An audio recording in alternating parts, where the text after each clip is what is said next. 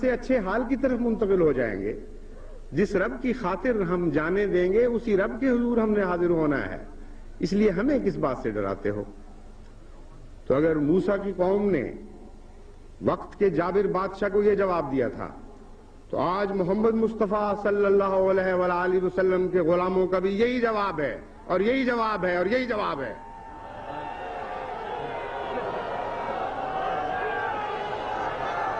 خدا کی قسم ہمارے بدنوں کے ٹکڑے ٹکڑے کر دیے جائیں, انہیں کووں اور چیلوں کو کھلا دیا جائے, ہمیں خاک بنا دیا جائے, ہمیں جلا کر خاکستر کر دیا جائے اور اس خاک کو, اس راکھ کو سمندروں اور پانیوں میں بہا دیا جائے, تب بھی ہمارے ذرے ذرے سے اللہ اور اس کے رسول کی محبت کی آوازیں بلند ہوں گی.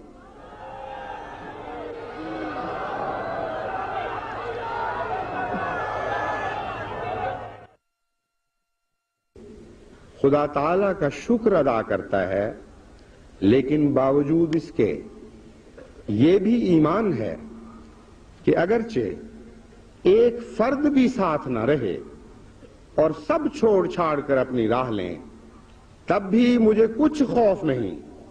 میں جانتا ہوں کہ خدا تعالیٰ میرے ساتھ ہے.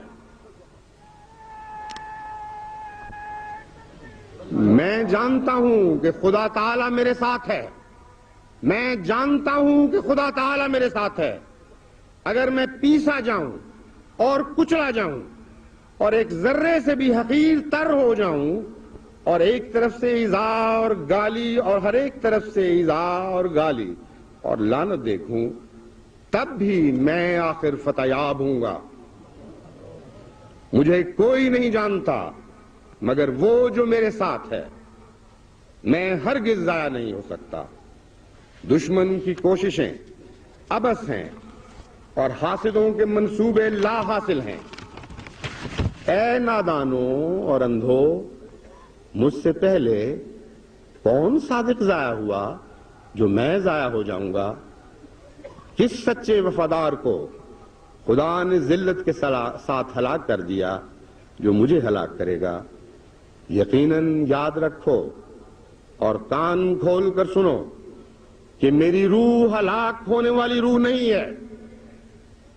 کان کھول کر سنو کہ میری روح ہلاک ہونے والی روح نہیں اور میری سرشت میں ناکامی کا خمیر نہیں.